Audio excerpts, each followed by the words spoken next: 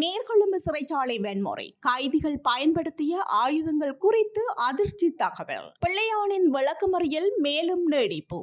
ஜூலை மாதத்தில் டெங்கு நோயாளர்களின் எண்ணிக்கை மேலும் அதிகரிப்பு. விமல் வீரவன்சவுக்கு எதிரான வழக்கு மீண்டும் ஒத்திவைப்பு. ஈரானுக்கு எதிராக மீண்டும் தாக்குதலை ஆரம்பித்தது அமெரிக்கா.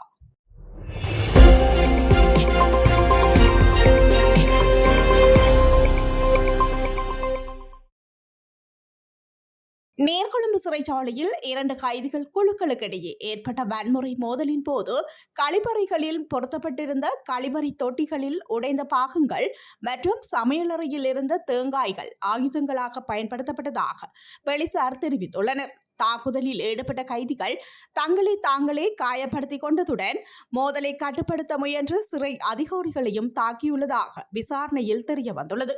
மேலும் சிறை சமையலறையில் இருந்த கத்திகள், மருத்துவ பிரிவில் இருந்த கத்தரிக்கோள்கள் மற்றும் உடற்பயிற்சி மையத்தில் இருந்த பல்வேறு இரும்பு கருவிகளும் தாக்குதலுக்கு பயன்படுத்தப்பட்டதாக மூத்த போலீஸ் அதிகாரியொருவர் தெரிவித்துள்ளார். 7வது நாளில் கைதிகளின் நிலைமையை பார்வையிட சென்ற சிறை அதிகாரிகள் மீது இந்த ஆயுதங்களை கொண்டு கொடூரமான தாக்குதல் நடத்தப்பட்டதாகவும் விசாரணைகள் தெரிவிக்கின்றன. சம்பவத்திற்கு பிறகு குற்றப்புலனாய்வு அதிகாரிகள் மற்றும் ரகசிய போலீஸ் பிரிவினர் சிறைக்குள் சிறப்பு சோதனைகளை மேற்கொண்டனர்.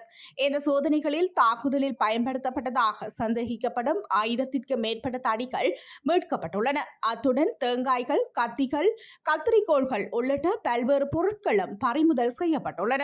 இவை அனைத்தும் நீதிமன்றத்தில் சான்று பொருட்களாக சமர்ப்பிக்கப்படுவதற்காக போலீசாரின் பாதுகாப்பில் வைக்கப்பட்டுள்ளன.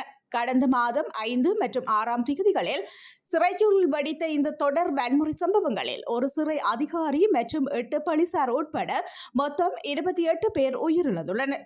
இந்த மோதலில் சிறை அதிகாரிகள் மற்றும் கைதிகள் உள்ளிட்ட 100க்கும் மேற்பட்டோர் பலத்த காயமடைந்துள்ளமையும் இது தொடர்பில் விசாரணைகள் இடம்பெற்று வருகின்றமையும் குறிப்பிடத்தக்கது.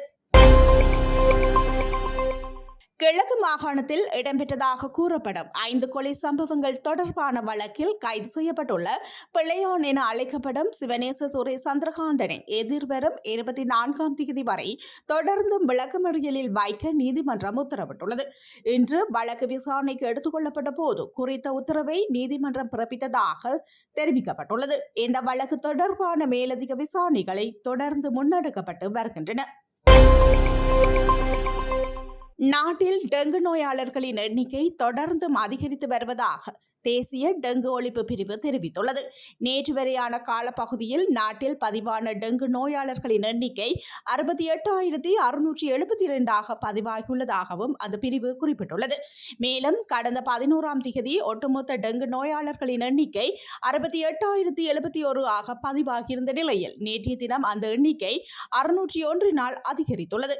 இதில் அதிகளவான நோயாளர்கள் மேல் மாகாணத்திலேயே பதிவாகியுள்ளதுடன் இந்த எண்ணிக்கை 36,118 பதிவாகியுள்ளது. அத்துடன் மேல் மாகாணத்தில் அதிகளவான நோயாளர்கள் கம்பஹா மாவட்டத்திலேயே பதிவாகியுள்ளதுடன் அந்த எண்ணிக்கை 14,112 காணப்படுகின்றது. அதேபோன்று கொழும்பு மாவட்டத்தில் 13,791 நோயாளர்கள் பதிவாகியுள்ளனர். இதேவேளை ஜூலை மாதத்தில் கடந்த 12 நாட்களில் 13,293 நோயாளர்கள் பதிவாகியுள்ளனர். இந்த ஆண்டின் இதுவரையான காலப்பகுதியில் அதிகளவான நோயாளர்கள் ஜூன் மாதத்திலேயே பதிவாகியுள்ளதுடன் அந்த எண்ணிக்கை 21,538 ஆகும். டெங்கு நோய் காரணமாக இந்த ஆண்டு மாத்திரம் 47 பேர் உயிரிழந்துள்ளதாகவும் தேசிய டெங்கு ஒழிப்பு பிரிவு மேலும் குறிப்பிட்டுள்ளது.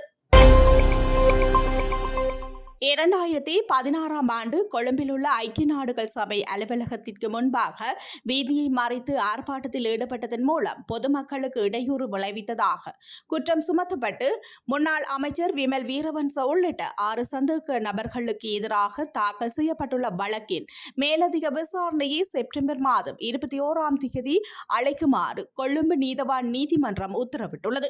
இந்த வழக்கு கொழும்பு பிரதான நீதவான் அசங்கேஸ் போதரகம முன்னிலையில் இன்று அழைக்கப்பட்டது. இதன்போது பிரதிவாதியான முன்னாள் அமைச்சர் விமல் வீரவன்ச நீதிமன்றத்தில் ஆஜராகவில்லை.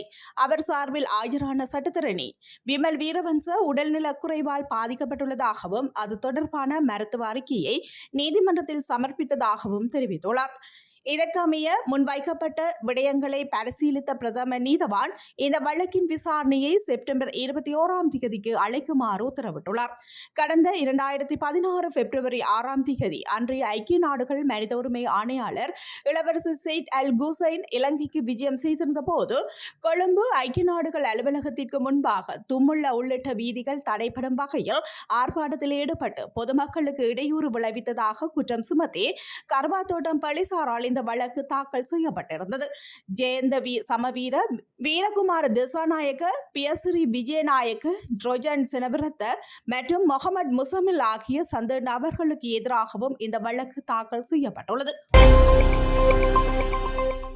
ஹோர்முஸ் நீரிணை வழியாக செல்லும் வணிக கப்பல்கள் மற்றும் பொதுமக்களின் பாதுகாப்பை உறுதிப்படுத்தும் நோக்கில் ஈரான் மீது புதிய கட்ட தாக்குதல்களை தொடங்கியுள்ளதாக அமெரிக்க மத்திய கட்டளை மையம் அறிவித்துள்ளது. கிழக்கு நேரப்படி மாலை 5 மணி முதல் இந்த தாக்குதல்கள் முன்னெடுக்கப்பட்டு வருகின்றன.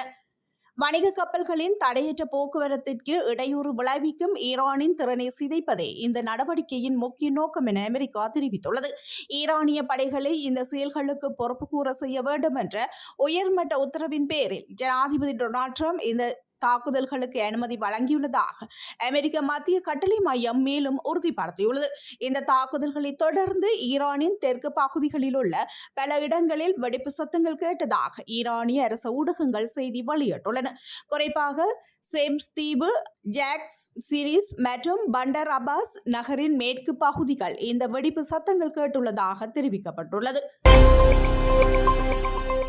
நீர்கொழும்பு சிறைச்சாலை வன்முறை, கைதிகள் பயன்படுத்திய ஆயுதங்கள் குறித்து அதிர்ச்சி தகவல். பிள்ளையானின் விளக்கமறியல் மேலும் நீடிப்பு.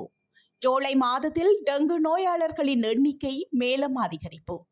விமல் வீரவன்சவுக்கு எதிரான வழக்கு மீண்டும் ஒத்திவைப்பு. ஈரானுக்கு எதிராக மீண்டும் தாக்குதலை ஆரம்பித்தது அமெரிக்கா.